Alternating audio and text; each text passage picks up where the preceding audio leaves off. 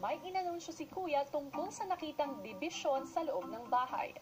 Tulad ng inyong napansin sa aking bahay, ngayong linggo ay mahahati kayo sa dalawang grupo. Ang blue group at red group.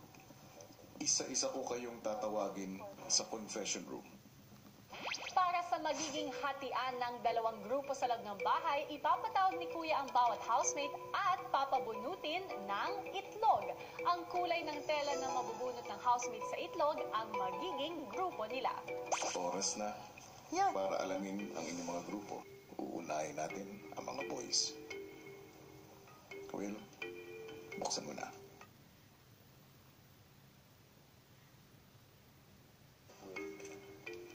Patay. Jerome, buksan mo na. Sabi ka na, Bablo. Jesse, buksan mo na.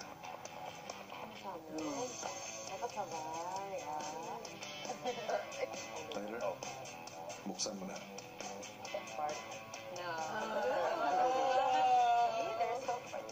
Sige, Luis, buksan mo na. Tyler,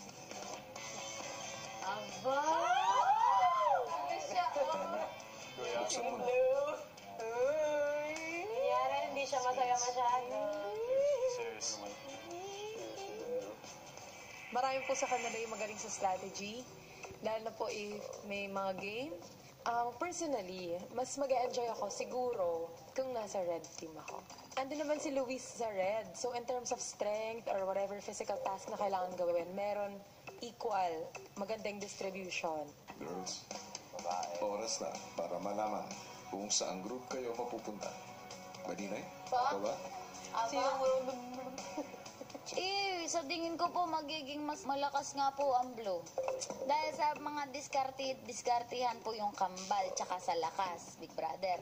Tapos si Kuya Ome sa leadership. Kumpletos Ricardo's Big Brother. Kaya blue team po sana ako. Buksan mo na.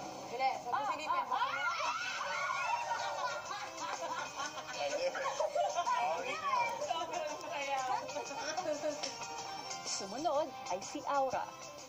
Buksan mo na.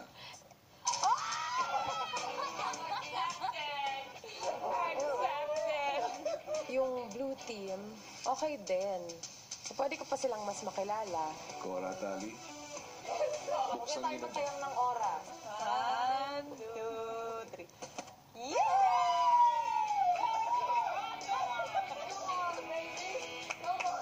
Things just got more exciting. Abangan bukas ang matitinding pasabog ni Kuya para sa kanyang mga housemates. Ngayong linggo, mahahati kayo sa dalawang grupo.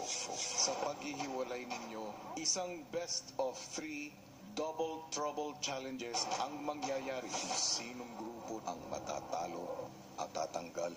Sa grupong yun ay hindi lang isa, kung hindi dalawa.